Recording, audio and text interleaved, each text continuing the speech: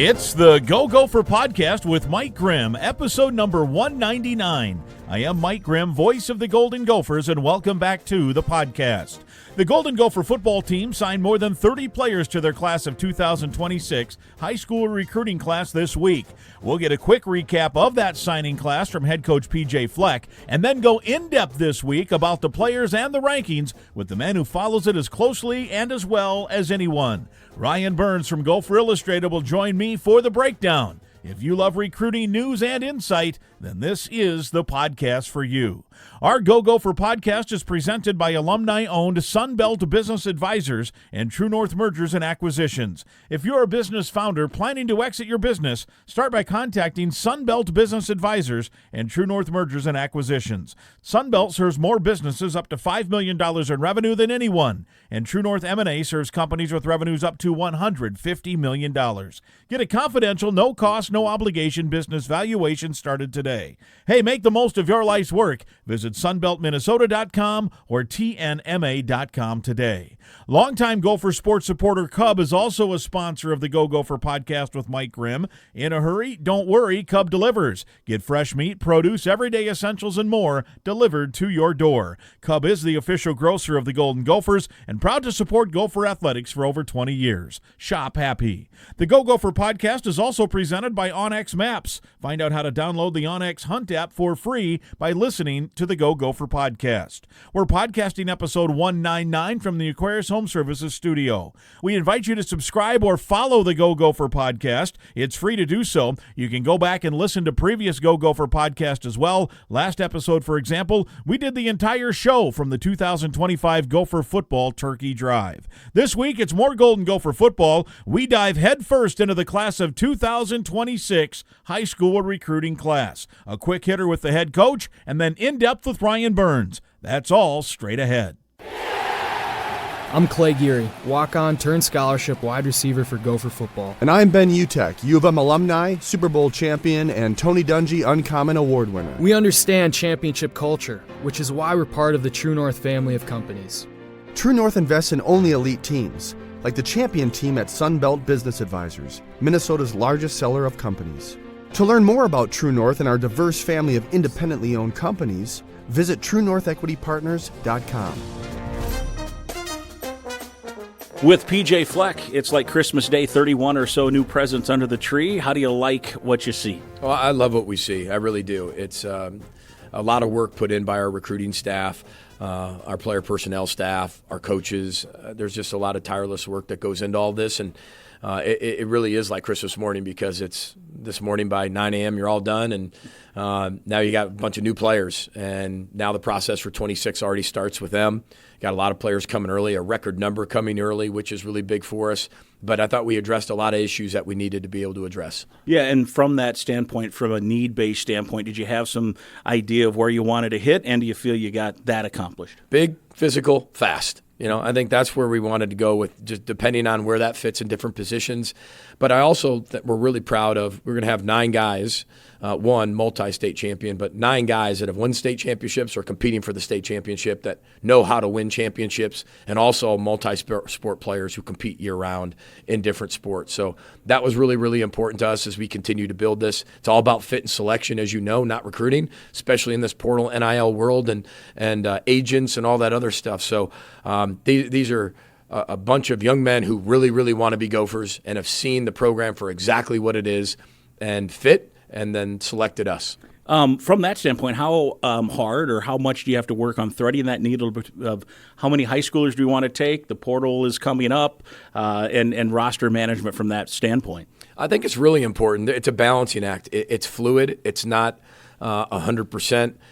You don't know who's really going to stay in the program, and we're working through contract negotiations with agents for all of our players on our team right now, all of them. College coaches, yes, and GMs. Garrett Chernoff's doing an amazing job, along with our director of player personnel, Marcus Hendrickson. But that's what we're doing right now, along with bowl prep, along with signing day, along with practices, and getting ready for recruiting to go out. So there's a lot going on, to say the least, because I love when people say, what do you do afterwards? Like, you have another job? No, this is what we do.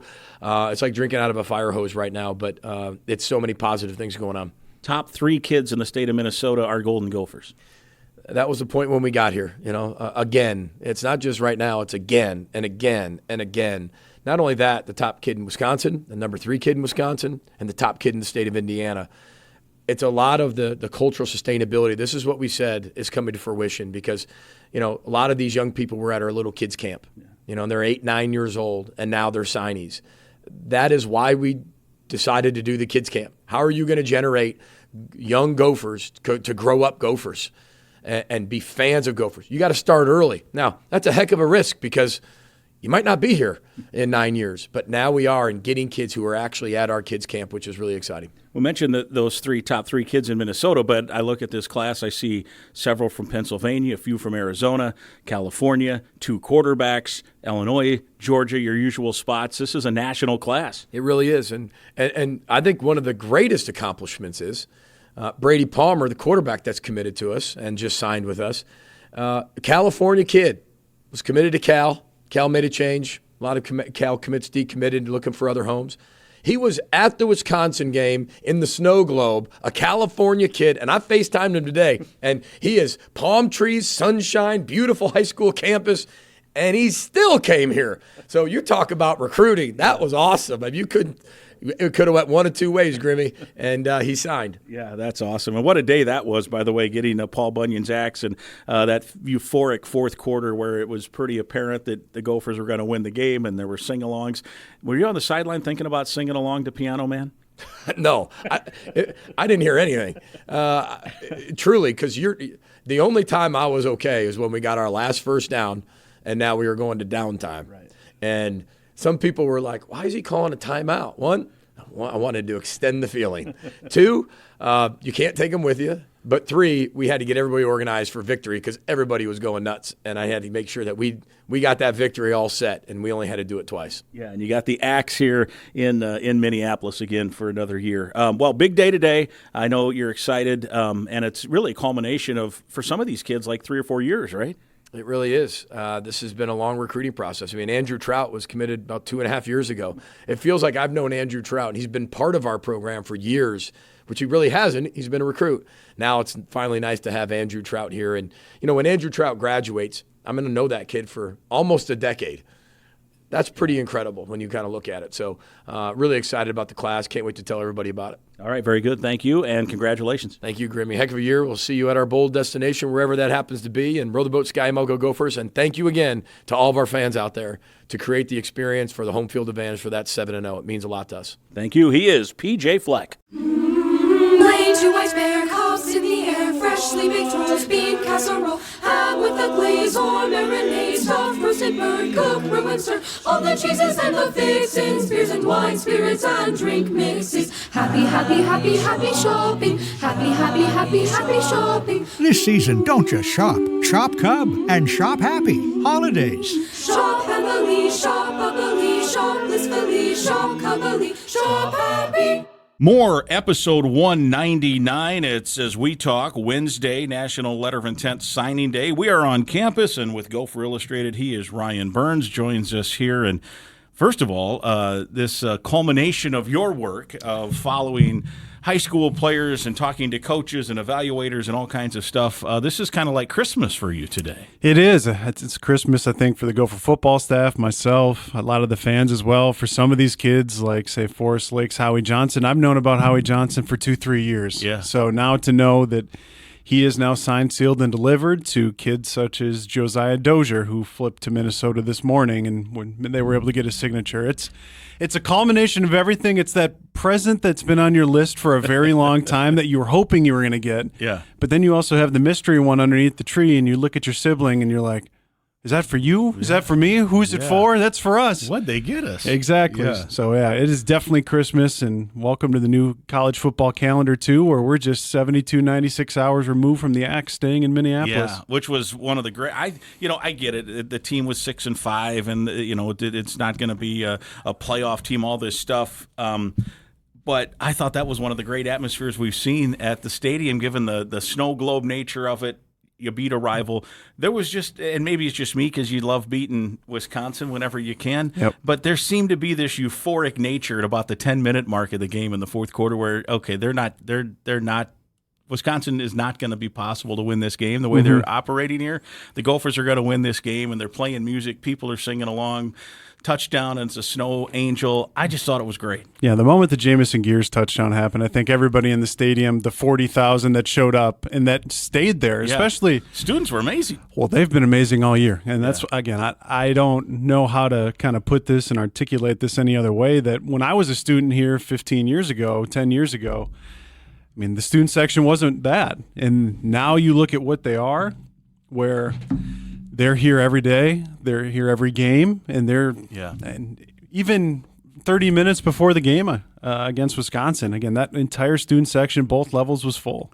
When they opened it, they open it whatever it is, 90 or 2 hours. I think it's 90, and they're all wearing their Carhartt stuff and running down the steps. I'm like, nobody fall, please, nobody fall. But it was great. It was amazing. But we're here to talk recruiting. So around 30 or so. There's, as we talk right now, there still could be a couple of changes. We'll know more, 5 hours from now for sure. But around 30 guys, it sounds like, will be involved in this recruiting class? Yeah, one of PJ's biggest recruiting classes, and that's where it's kind of interesting to look at what PJ Fleck and his staff are doing with high school recruiting, say, compared to Luke Fickle. Again, we just got done talking about the Wisconsin game. I think Wisconsin's around 13 high school commitments. So, again, a lot of different ways to build programs. There's a lot of different philosophies now in this money era, in the portal era, in the high school era, but Fleck and his staff, certainly as this cycle went on, they started at about 20 going into the season, and then they just continually thought that they couldn't, I would say, turn down talent. And that's where they've got a lot of offensive linemen, a lot of defensive linemen. But, yes, one of the biggest in terms of quantity and also quality. Yeah, so your rankings on Gopher Illustrated, that's part of the 247 system, has Minnesota ranked where? They have a top 25 classes. We sit here, and again, we sit here well into the morning of National Signing Day, which historically Minnesota's usually in the 30 range, and then by the time we get, by the time mid-morning comes, everybody's starting to go look at the rankings. They're usually low 40s, somewhere around there. They're still hanging in there here on National Signing Day, and that's where, as much as it is they have 30 guys, the quality of them, again, the average star ranking within that, and it's one of the things we always love to talk about, is we use a scale from, say, 70 to 99, and their average recruit ranking is in the 87s, which means it's a high 3-star rankings. Not only do you have that many guys, you have a lot of higher quality guys. So I think this is shaping up to be, again, everybody's a paper tiger. I think we all learned that from the Brewster days. But in my opinion, in theory, this is one of, if not the best PJ Fleck recruiting class here. It may be the best then. And I think you have to start here in the state of Minnesota, which, I mean, Roman Voss, Andrew Trout, and Howie Johnson is a heck of a way to go. And, I mean, you've been covering this program longer than me, and I'm old enough to remember when the Jerry Kill years and the Tracy Clays, or even the early years of PJ Fleck, were the top kids in the state of Minnesota, didn't always stay home. Right. And you even look at the state of Wisconsin this year. I looked at it this morning. The top 5 players in the state of Wisconsin, 2 of them are going to Minnesota, 2 of them are going to Indiana, and 1's going to Iowa. I saw did Iowa flip a tight end or something? Maybe? Yes. Yeah. So, well, that's interesting. You said 13 recruits for the Badgers, so that they may have to hit the portal. We'll have to see how, because now that's the other question. I was talking with somebody yesterday. We were texting, and he said 31 recruits, and I said, yeah, and he said, in 2 years, how many will still be here? And it is different now. Like years ago, you had to retain everybody, but with the portal, you cast a wide net. You take 31. Now, obviously, if all 31 turned into NFL players, you'd love it. But if you, out of 31, can nab 5, 6, 7 guys that have potential pro football future, it's a pretty darn good recruiting class. And it may be that it didn't work out for this guy, didn't work out for that guy. Some people get disinterested, however it works. But 31's a good number, and it's a wide net that they're casting. Yeah, it's one of the things I've talked with the staff over just across the way about a lot here over the last 6 weeks is we've been watching this team, and it's, okay, well, portal season's coming. How do you kind of combat knowing that you may not have the biggest, say, budget amongst all Big Ten teams? Well, you have to do 3 things, and they continue to look at me dead in the eyes just like you are right now, Michael, and say recruit, retain, develop. Now, the biggest part of that is you got to get them to campus, and you got to get them signed, because what Minnesota has found is if they have been in the program for 6, 18, 30 months, whatever it may be, and you actually can show them this is, I mean, we got you to the dotted line, and now we're starting to develop you and say you have a great freshman season, yeah, you can go chase more money elsewhere. But what they have found is if we can just make then a competitive offer. I think about guys like Anthony Smith just this past season, where Anthony told you and I at Big Ten Media Days in late July that one of the reasons he stuck around is he loves it here. And he even said on the record that Penn State made a bigger offer to him. And he's from Pennsylvania, but he's like, no, I love it here. This is a spot. And so that's where I think that's where they're taking a bigger swing here is, yeah, it's volume and trying to make sure that you can cover all your bases with depth and things like that. But I think what they're also hoping is in a couple of years, when these guys do start to develop and maybe they do become more expensive as we continue to find out what even that means to you and me, that they've got a better shot to then retain them. It's a unique experience. Everyone talks about it. If you're going to be a Gopher in this culture, this program, whatever the word you want to use, because of the different things that PJ does, he's even many times said, well, I'm not for everybody. So I'm sure out of these 31, there's going to be a few that get here and after a year are going to say, I don't think it is for me. I think the coach might be right. And then others, like you say, if you get them, and all of a sudden they buy in, because there's a uniqueness to it that if you're on board, I don't see any way if you're on board and I mean authentically on board. Yep. There's no way you're not going to get better as a player, as a person, all that stuff. We've watched it. We're around it close enough to do that. So I think it's a good strategy. You get guys, you get them the buy-in, and then as you say, it's smart because they're going to say, God, I got my good buddies here. I'm learning. I'm developing. I like the guidance I get. Not just football, but other things. And so, yeah, I'm going to stay even if it means I give up a few bones somewhere. Well, you and I know this, but for the listener here, again, you and I interact with PJ Fleck more than 99.9% of people. And I will tell you this is how I describe him to people, is he's not one Red Bull. He's 5 Red Bulls all the time. Yes. And for 18 to 23-year-olds, within the first 5 minutes of them stepping foot on campus, what I have found now through covering his recruiting through 9 years is they either want to run away from him or they want to run through a wall for him. Yeah. So if they can already get to the dotted line, which many of these young men have already done today, you've got a much better shot, as you said. Tell us how people can find all the great recruiting stuff on your webpage. You can go to the Google machine, just put in Gopher Illustrated, or you can put in Minnesota 247. You'll bring it to gopherillustrated.com. We got a bunch of content up here on National Signing Day, with signing day awards, what you need to know about this class, who can help them early. A lot of the things we're going to go through today, but if you want to consume it in written form with a nice, I'd say, hot cup of cocoa on a day like today. Exactly. Absolutely. And I should have brought some pennies or coins and rolled them across the table here. It seems like, every now and then you have a good deal going. Is there any good deals going for Black Friday or Christmas? I mean, it wouldn't be a terrible Christmas present, right, to buy if you're a woman listening to the show. Well, I shouldn't say it that way. If you're anyone listening to the show that has a loved one who, I was going to say if you're a woman that has a husband who loves football, but women love football too. So I apologize in advance before someone sends it and says, hey, women love football too. That has become huge.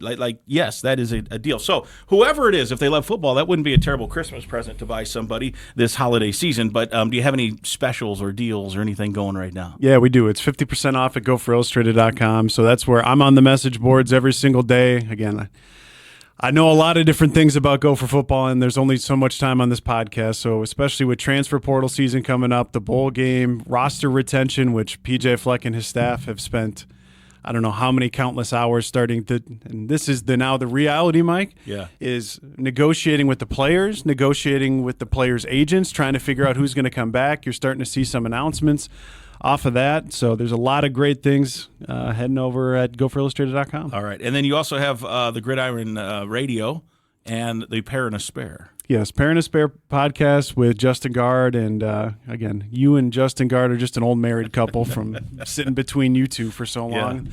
That and Mr. Football across Minnesota himself, Chip Scoggins. And then if you want to get a little deeper into the weeds, we also do have the Gopher Gridiron Radio podcast, which we preview every game, everything. We talk about everything post-game as well. And just this morning I recorded probably an hour's worth of content with Alan True, who is one of our recruiting analysts, to really get deep into the weeds on this class. Yeah. Excellent. So that's how we can get all of your info. All right, let's talk about this class a little bit. We mentioned around 30. You said there was one surprise that you know of already? Yeah, Josiah Dozier is someone that the Gophers signed this morning who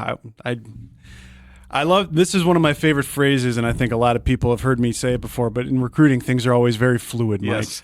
where things just change on a dime, and that's where he had been committed to USF. His coach leaves, goes to Auburn.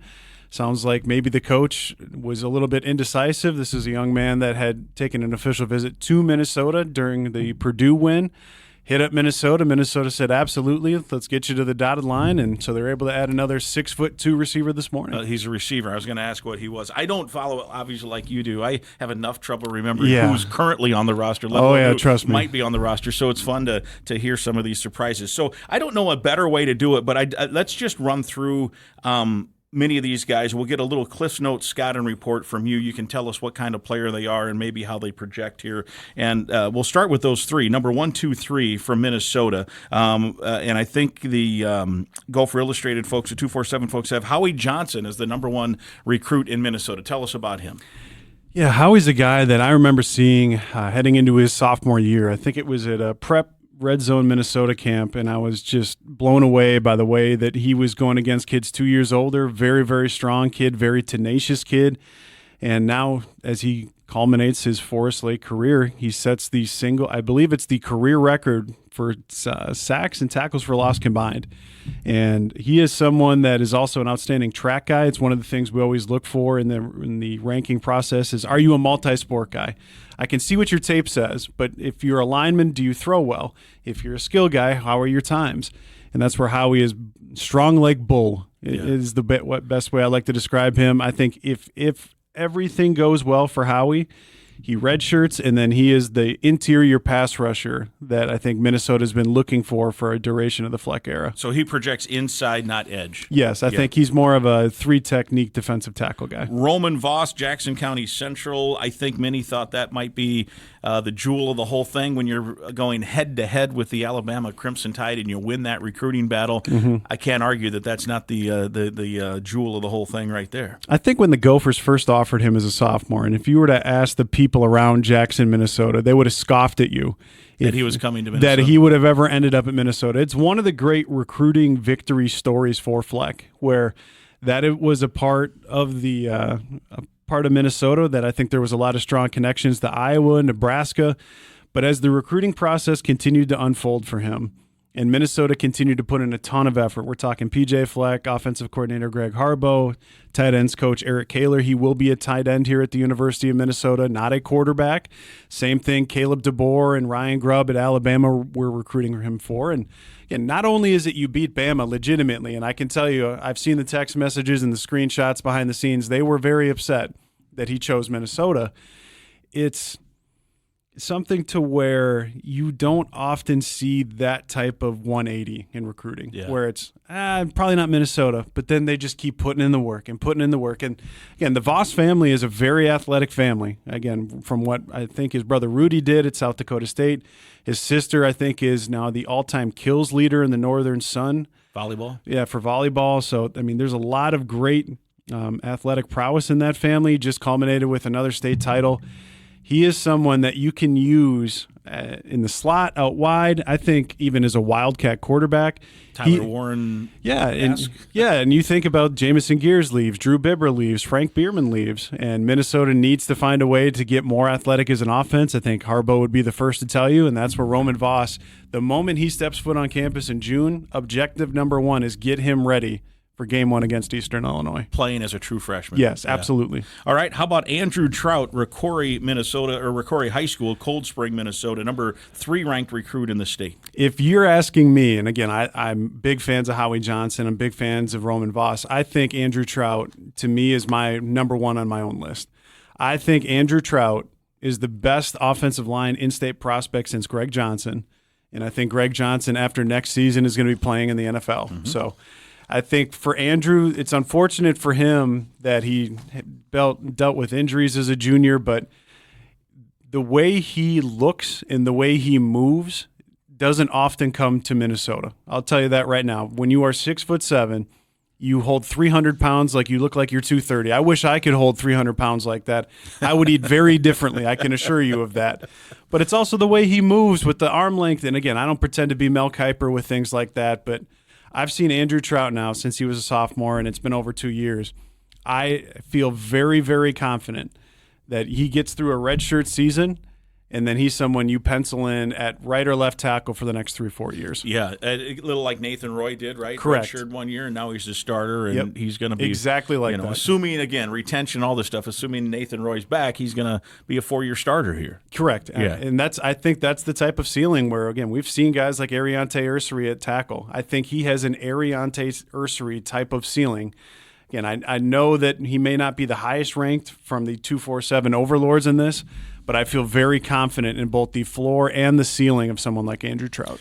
He was not early commit, but relatively early. Does that hurt sometimes when you commit early and offers end up you're much more into the weeds. I hear fans say that, well, if all of a sudden you got 6 more offers from somebody, but when a home state, and it's not just Minnesota, it might happen in other places, but a home state guy stays home and other schools, they have limited time and limited resources. They're not going to come after him if, he's 80 miles from campus, we'll go recruit somebody else. Well, all of a sudden his offer list is smaller.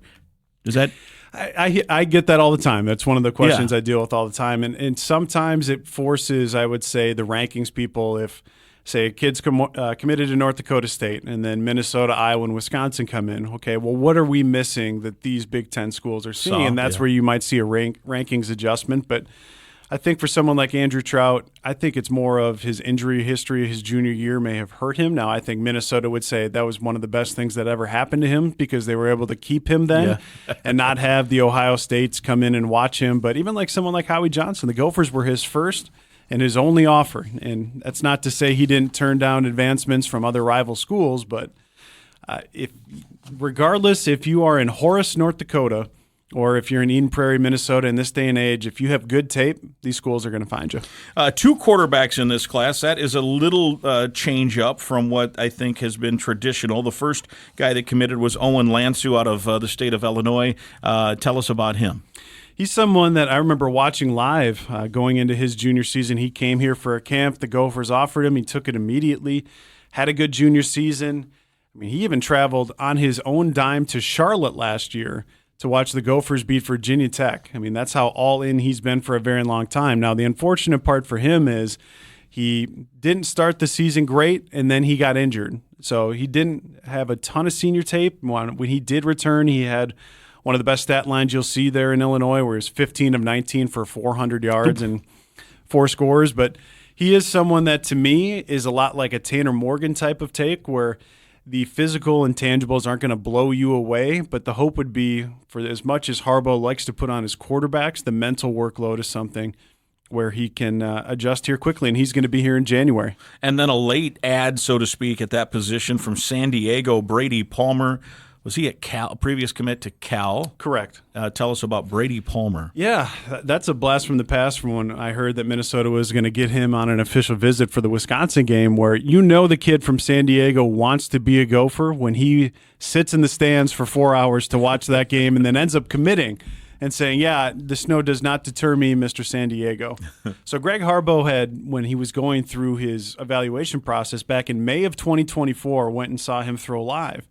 Minnesota offered, and then he kind of got a lot of different options. I know Chip Kelly, when he was the offensive coordinator at Ohio State, offered the day after Harbaugh did, and because of some coaching change things out at Cal, where Justin Wilcox left, and now it's going to be, sounds like Tosh Lapoy. So both Oregon coordinators that the Gopher fans were able to see. Yeah. One is now the head coach at Cal, one is now the head coach at Kentucky. But with the coaching change, Minnesota was able to get back in there. I know a lot of fans have been screaming for, we want a more athletic quarterback, a guy that can move around a little bit. Brady Palmer can move around a little bit. If you put on his tape, I mean, they're still playing in the San Diego, California playoffs out there. He is a very mobile quarterback at 6'2". All right, so we're going to go Cliff Notes version on the rest of these, but first a quick sponsor note. If you've ever driven past a piece of land and wondered who owns that, or maybe you need to know exactly where a property line runs, that's where OnX Hunt comes in, and it's not just for hunters. There are folks using OnX for their jobs every day throughout the country, from farmers and ranchers mapping out their fields, wildland firefighters navigating through terrain, construction workers needing to know where the property line starts and ends. This This app offers something for everyone. If you need the best land ownership map, aerial imagery, and property boundaries in your pocket, OnX Hunt is the tool for you. And now you can try it for free. Download OnX Hunt in the app or Google Play Store, or visit onxmaps.com/hunt to get started. Bernsey, I know you're not getting endorsed for getting paid for this endorsement, but you were just telling me that you use OnX Hunt as bow hunter Bernsey all the time. All the time, whether I'm trying to check out property lines, while I'm trying to see who actually owns that property. So whether you're trying to set where your trail cameras are, your tree stands are, or you've always been curious who owns that property, you can find out via OnX. Again, for the outdoorsman in me, it is one of the best apps and most frequently used apps on my phone. Yeah, also OnX Fish, too, which is a separate app, but all part of OnX Maps. All right, let's run through these guys, and we'll just get a quick Cliff Notes version of each of them. No particular order, just kind of the way it's the way they're listed on GopherIllustrated.com. So is it Quade Hendricks? Is that the way you pronounce it? Wide receiver. I can't wait to hear you enunciate all these names throughout the next few years. But yes, Quade Hendricks, someone that the Gophers flipped from UConn, but they were battling Nebraska, and that's one of the themes you'll hear in this receiving class is they battled Nebraska for him, someone that's very fast. He's the state champ in the 100 and 200 meter. Minnesota's offense, stop me if you've heard this before, needs to get faster and more explosive. Signing the 100 and 200 meter champ out of the state of New Jersey seems like a good sign there. Yeah, no doubt about it. Anthony Charles, edge rusher. The last defensive end that the Gophers took from the state of Pennsylvania that was deemed as a little bit of a project was a young man by the name of Anthony Smith. Turned out all right. And Anthony Charles had a lot of official visits set with places like Michigan, places like Wisconsin, where I trust there. If you don't trust Minnesota's own edge rusher evaluations, I'll tell you, I trust those two teams. Yeah. So he's going to take a few years to be able to add the necessary weight, but the size, the length, and as the Mel Kipers of the world would say, the get off, they are all there. Out of Michigan, Jeremiah Benson, defensive lineman. Yeah, that's one that the Gophers actually had to hold on to here right before National Signing Day, where the Iowa Hawkeyes were trying to come in and flip that young man. So, like I just said with Charles, if you don't know that the Gopher defensive line evaluations have been doing much for you, well, I trust Iowa, and I know Iowa had been trying to flip him from the Gophers as recently, as I said, as the last 24 hours. Yeah, and you're right. If they like him, everyone should like him, yes. right? Yeah. Rico Blasingame is how I think that's pronounced, wide receiver out of Arizona. He had a big senior season, and that was part of the reason why he got elevated to 4-star status by us at 24/7 Sports. I think all of us can agree that the Gopher receivers need to do a better job of winning 50-50 balls for whether that's Drake Lindsey or whoever.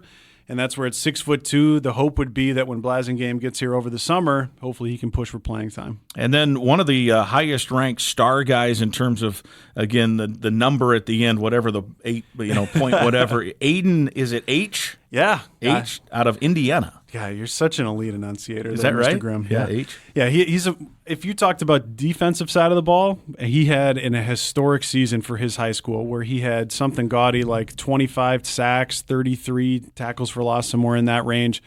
Someone that when you look at Minnesota needs to be able to find a pass rush, if he can find a way here when he gets here over the summer, the tools are there. It's just, can the Gophers get him up to snuff?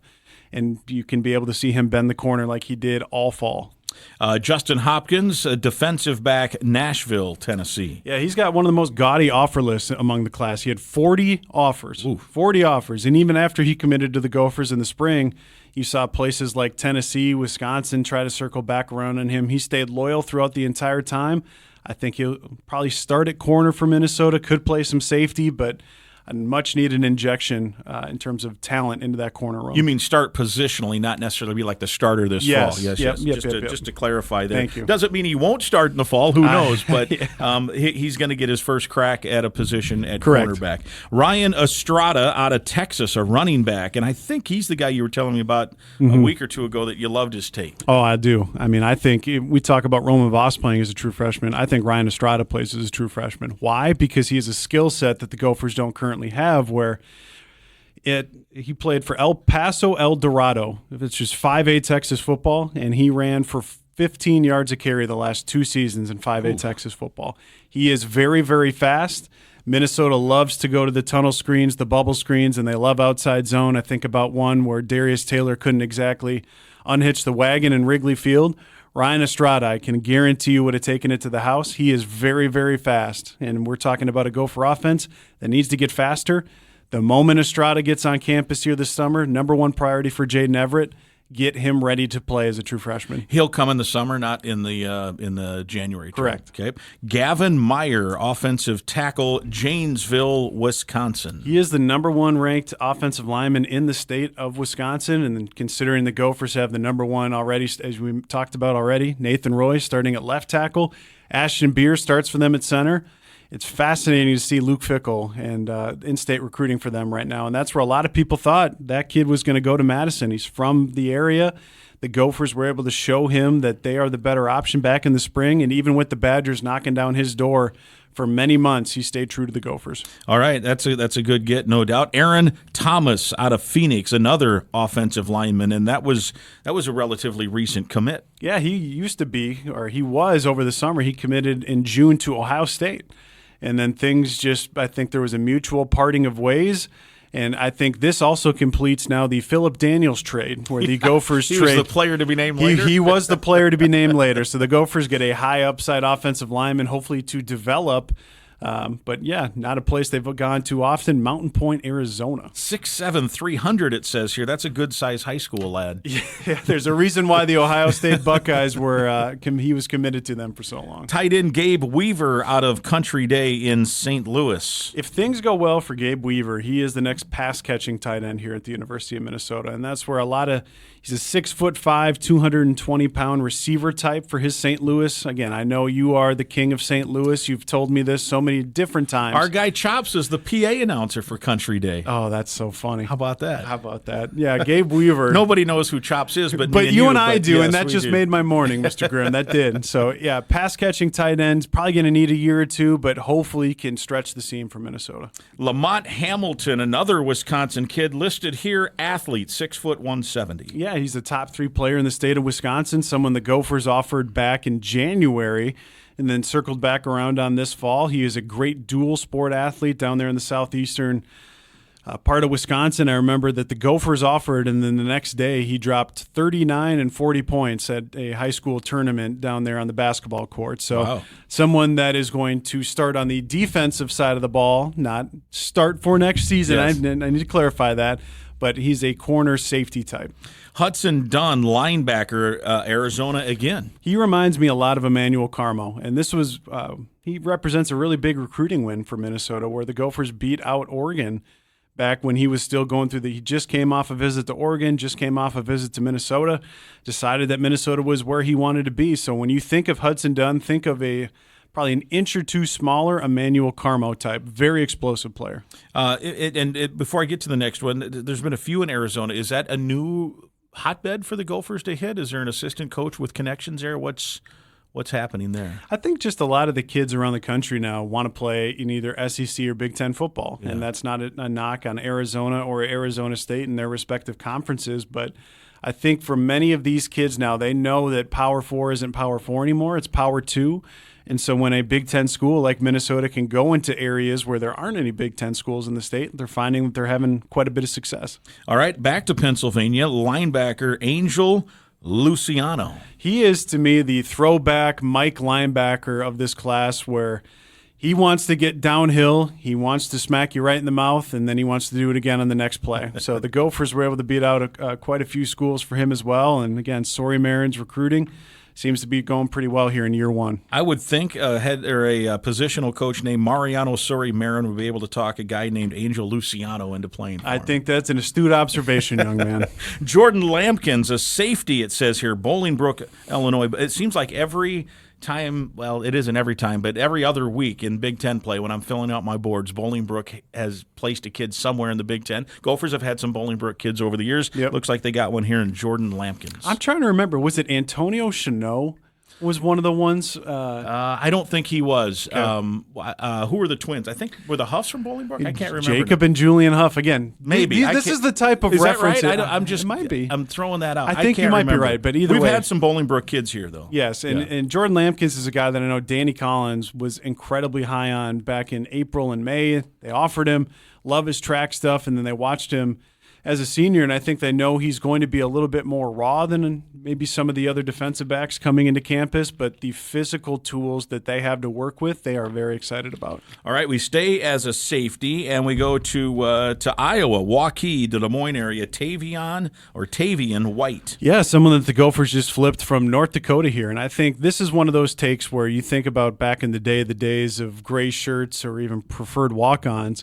Well, those don't really exist in this day and age now, where NIL and house money can essentially cover these young men's books, housing, whatever it may be. And so that's where maybe these types of kids who would go to a Missouri Valley school, the Gophers elected to take a couple of swings on guys like these, and that's where Tavion White, a junior track Olympian, you have the type of athlete. Yeah, again, they know that they need to get faster, and that's what Tavion can bring. Ezekiel Bates, running back, again, Pennsylvania. He's a good blend of speed and power to me, whereas Ryan Estrada is the speed guy. I think Bates can do a little bit of both. He is very elusive for a bigger back, a 215, 220-pound back. Minnesota was trying to battle Wisconsin towards the end for him as well. So anytime you can beat a rival there, that's always a good thing. We go to Florida. Hayden Moore, wide receiver. He's been committed for a minute or two now. Yeah, he's been committed for quite some time. He's also going to be here in January. So you look at as Minnesota tries to revamp their receiving core. Someone that is a great player in open space. You put on his tape, he's able to make a guy miss in a phone booth, and I think that's something that this Gophering receiving room can obviously use. Nico, not Medved, Nico Castillo, running back, Pennsylvania. Yeah, I don't know what they got in the water out there in Pennsylvania with some of these last names for you, but yeah, Nico is one of the newer additions. He's the big back of the class, where you think about someone like Kobe McCrary going back over the years, where when you need to get 3rd and 2, 4th and 2, or in the goal line situations, I think we spent a lot of time in the early part of the season discussing the Gophers had issues there. Well, you get a 6'1", 235-pounder going downhill, and it's going to be very tough. I don't care for what Big Ten defense to go and tackle, but they wanted a big back in this class, and that's what Castillo can provide. Taking a page out of your podcast, it's basically this class has a pair and a spare. Yeah, many people are saying that. Many people are saying that. Many are indeed. Chance Payne, Jefferson, Georgia. The Gophers have had a field day in Georgia over the years, getting a lot of good players, and they hope, I suppose, Chance Payne falls in line. Yeah, they're hoping he's like one of the previous Georgia corners by the name of Terrell Smith and goes along that lines. Now, they're different players, but what they both really possess is speed. And that's what got him on the radar of the Gophers as he went to an Under Armour camp and he ran an electronic 4.4, broad jumped over 10 feet, and if you're over 5'10", you are going to have many a Power 2 knocking on your door. He's actually still playing in the state high school Georgia playoffs, so I know the Gophers are excited to get his athleticism to campus. All right, back another offensive lineman. This says 6'7", 320. Again, a big high school guy, Lucas Thielsch out of Akron, Ohio. Yeah, he is a mass mover, and when you look at the Gopher offensive line, I think they could use some of those. I know this is a guy that Brian Callahan went and saw in the spring, was very excited about. You put on his tape. He doesn't move like a 320-pounder would move if he was in my shoes. Now, if he was in your shoes, you would move the same because you are light like a dancer on your feet. Yes, and for 320 pounds to move the way Tilch does, it's pretty fun to watch. Yeah, and so they, as you mentioned earlier, they have started to, there's several offensive linemen in this class, so that is a spot of need. All right, Trayson Richardson, another defensive back. He's out of the state of Texas. Yeah, this is probably one of my favorite under-the-radar type of guys where the Gophers saw him at a TCU mega camp, offered him, got him committed, and then you put on the tape now. I am shocked that a Baylor or a Texas Tech or a TCU didn't come in at the last minute because he plays on a very good high school team. He is a very physical safety, and you know that he runs well. So if you can find all three of those different things, it's a surprise to me that more Texas schools didn't make a run at him late, but I know the Gophers are thankful for that. A wide receiver out of Missouri, Platte City, Missouri, 5'8", 165, so he's not going to set any records for size, but I understand Braden Stevens can run. He is going to be one of your favorites to call over the next few years. You don't want to know why? Because he is, if things go well, Minnesota's version of Caden Wheatgen, which many a Gopher fan will remember returning a punt for them for a touchdown against the Gophers. He has a 10.3 100-meter time. someone that they beat out Nebraska for when James Franklin took the Virginia Tech job. He made a strong run at Braden Stevens. Everybody wants to get faster. Braden Stevens helps you get faster. So whether it's jet sweeps, bubble screens, whatever it may be, you said it, his size isn't going to be his calling card.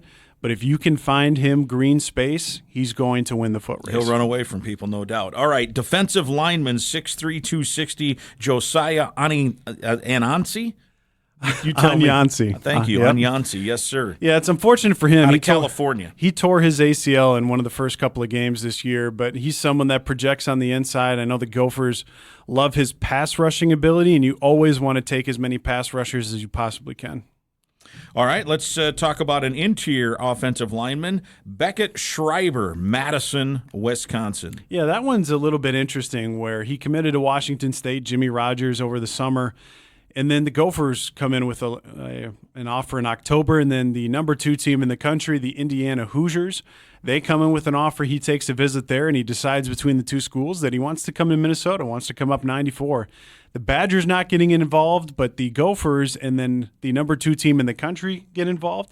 Very strange evaluation for Luke Fickell and company. Yeah, George Roll, another Wisconsin kid, Ellsworth, Wisconsin, tight end, 6'6", 230. Well, I think they took him just so they can get you a discount on the cheese curds that come out of that great city, I would assume there. But if things go well for him, they are going to be a Nick Callerup type of Y-dominating blocking tight end that is very valuable within a Minnesota RTB offense where RTB isn't just row the boat, it is hopefully run the ball. Run the ball. Yes, they need to do that better. KJ Henson is our last guy on the list that I have. Junior college player Hutchinson, a defensive lineman, Hutchinson down in Kansas. Yeah, Minnesota knows that they graduate Devin Eastern, Jalen Logan Redding, Nate Becker, Rushawn Lawrence, and you're going to be looking at a brand new defensive tackle core. That's a little scary for guys like you and me to try and prognosticate into the future, but if you know that maybe you can't afford the highest quality guys out of the portal, going to the junior colleges is always going to be a route that I think more and more teams will explore, and that's what the Gophers are doing here. Yeah, and they had dipped their toes with a couple of other kids who then went to Kansas State, where Kansas State, and especially with the Kansas JUCOs, I mean, those have been very tight end, even going back to the Bill Snyder days. I mean, he built a program on it. Correct. Right? Michael Bishop and company back in the day. And you mentioned that part of it now, too, as with the transfer portal, some teams that maybe traditionally had gotten JUCOs because they needed immediate help don't need JUCOs because they can just go get immediate help from other schools. So it'd be interesting what schools decide that that's a end of the pool they want to swim in, and the Gophers at least here look like they're willing. Yeah, they're dipping their toe in it, and we'll see if they go all the way up to their waist like a school like Brett Bielema in Illinois have gone very hard in the junior college ranks here over the last couple of seasons or even in this recruiting class. I think there's a fine balance that you have to find if you're a place like Minnesota between the portal, between high school, between junior college. Every different school, there's going to be a different right mix, so we'll see if Fleck and company can get a handle on it. 31. Anything else we should know? Are we still waiting as we record here middle of the morning? No, I think we're in a good spot where I think for this class, being able to keep the top 3 players in the state of Minnesota home in Forest Lakes, Howie Johnson, you've got Cold Springs, Andrew Trout, and then Roman Voss, the pride of Jackson County Central. I think that's always a great thing, and for as much as people can say, they actually have to play, but I also know that the amount of Coy Parrish jerseys that are around compared to any other players, being hashtag one of us means something to a lot of different people in this state, and so that's where if Howie Johnson can contribute early, or Trout, or Roman Voss, they're going to see their jerseys. But the other thing with this class, too, is they needed to get faster. They needed to get more athletic, and that's where I keep coming back to on offense. Guys like Ryan Estrada and guys like Braden Stevens, they can help you potentially early on because they can do things for this team that other players on the roster can't. And that's why you always want to get as much speed as you possibly can. Was there a need of this team that you thought they needed to definitely address, and do you think they did that? I think you always take as many good linemen as you possibly can, and that's where they took 5 offensive linemen, 6 defensive linemen. You can never have enough. I mean, you can truly never have enough, and if they don't work out after a couple of years, sure, at this day and age, they can go to the Missouri Valley or the Northern Sun or wherever that may be. But if you think you have an edge in high school evaluation in those two places, you take as many of those bodies as you possibly can, which is why I think you saw Minnesota continue to add to their offensive and defensive line classes. Roster limits now. Take us through what the rules say you can do, and how does Minnesota fit into that relative to their competition? Well, it's a little bit of a gray area because there's still some unknowns between the NCAA and things like that. I'd tell you there's a soft cap somewhere around 105, 110, somewhere in there that everybody's going to have to be compliant on. That's where it used to be the 85 scholarships. That's no longer a thing. I mean, we talked about it. They could give 105 scholarships if they wanted to fund it, right? They could, yeah, if Mark Hoyle and company wanted to. But I also would tell you they don't necessarily need to if you have a good collective, which Dinkytown athletes and their members, from my understanding, they're giving Fleck and his staff a bigger pool than they had last year, which would mean it's the biggest pool they've had. And we've talked about before how the portal class maybe wasn't what they wanted it to be. But just because that was the case, I mean, you are a big Jim Edmonds guy. Yes. Okay? Just because you swing and miss doesn't mean you stop swinging. Yeah. You got to continue to swing because you look at some of the hits that they had where they wouldn't win the Wisconsin game without John Nestor. They wouldn't win the Wisconsin game without Tom Weston, who, again, what a day, yeah. Flipping field position in a snow globe is going to be huge. So do I want to see them do better in the portal? Absolutely, and that plays a part of the 85 versus the 105, but you have to keep swinging. If you're going to start to hit home runs or even extra base hits, you got to keep swinging. Do you know yet a number of these 31 that will be here in January? 18. 18. So is that the most? That is the most that I can remember. I've been doing this 15 years now. 18 early enrollees that are all high school kids. I mean, that's a significant amount. So it's going to be a very young spring ball.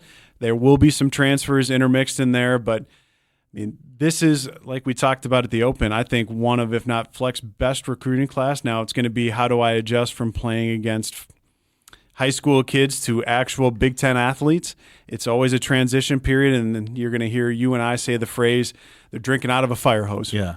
And the hope would be by the time then fall camp comes around, it's just out of a garden hose, where it's still going to be a challenge, but the quicker that you can get acclimated, the better chance you have of playing in the fall, which is why so many of these kids are electing to forego prom, forego all that. Baseball, track, golf, whatever. Yeah. Whatever it may be, and they want to come and see if they can't contribute early on. Transfer window now, it's different. It is. And I got to be honest, I haven't dived in yet to really understand it all. So tell me what's new about it, and when will we get when should we be spending those dollars on Gopher Illustrated? Well, you should be on there already, because now you're going to start to see, and it's just this day and age of college football, even retention announcements, I will say re-sign, because that's what these kids are doing. So someone like, say, Jalen Smith, the pride of Mankato West, re-signs with the Gophers, and what does that mean? Well, he signed his deal with Minnesota and Dinkytown athletes, so that's the house settlement money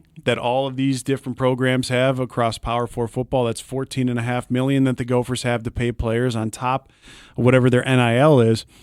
That's just the day and age now. So you're going to see players announce their intention to hit the transfer portal. Right. We've seen not Minnesota. I haven't seen any Minnesota players, but we've seen already bunches of guys from places. And you will start to see those start to come through, because that's one of the things other than signing day that they've done since the Axe game is PJ Fleck's meeting individually with all 100 players. And they know what their offer is from Minnesota. Where are we at? Do you want to come back? Do you want playing time? What is important to you? And that's one of the things that they're figuring out. But the portal doesn't officially open for Division I players until January 2nd. So that allows, once signing day here comes and goes, all of these college coaches, such as the Gophers, they find out who their bowl opponent is on Sunday, but they get to take a breath. They don't have to go on the road recruiting and be in someone's living room. They don't have to be hosting high school juniors. They get to take a breath after a long season, and I know Fleck and company are very thankful for that. And especially with the portal, there's only one window this year. There used to be a one in December last year, and then there was one, I think, in April. Yeah. There's only one. So if you want to move schools, your last Now's day. the time. Yeah. January's the time. Yeah, and your last day to put your name into the transfer portal. What does that mean? That means I send you an email at 11:55 p.m. Then the 18th to compliance. That's still good. 18th of January. 18th of January. So you have to send in your email to your compliance, but the best part is by the time February 1st comes, every coach in the country will know who's on their team. Yeah. And I also think for fans, that helps you be able to build that connection for the next season. So let's say this. I'm a football player at School A. I go through spring ball, and I've been beaten out by the two guys that I thought I'd been better than. I can't transfer then at that point. You cannot. I could, but I have to sit out a year. Yeah, I mean, you could leave the team. At that point, I would suggest to you, young man, Mr. Grimm, Beat out those guys. I would suggest you to continue to practice, because I don't know that college coaches will look at you favorably for then quitting on your team heading into the summer months. But yes, you only got one window. So if you think you have a shot, you stick around. If you think you don't have a shot, or if you want to go see if you can't chase money, because I'll also tell the listeners, there's going to be a lot of agents promising a lot of things. Sure. And I really hope that for these 18 to 23-year-olds and their parents and their loved ones, that they don't get some bad advice. I really hope that I think this is going to be the case study cycle, where this is essentially the first year where there's one portal window, everybody's got house money, everybody's got money to spend. So all these agents are saying, well, my 15% cut, great.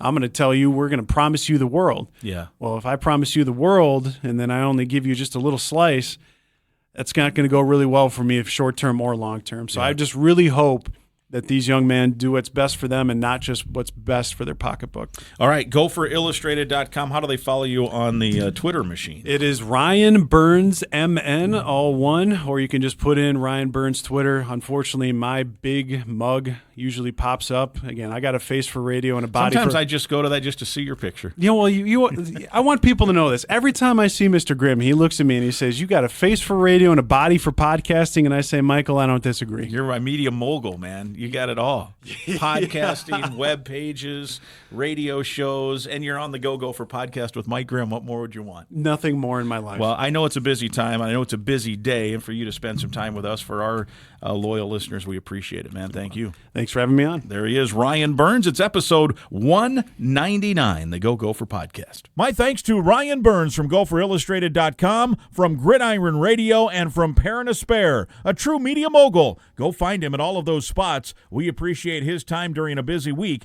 to give our listeners, you, the lowdown on Gopher recruiting. Episode 199 is presented by Sunbelt Business Advisors and True North Mergers and Acquisitions. If you're buying or selling a business, visit sunbeltminnesota.com or tnma.com. Cubs, a proud supporter of Gopher Athletics for over 20 years and a proud sponsor of the Go Gopher Podcast with Mike Grimm. Cub, bigger savings on the items you love. Shop happy.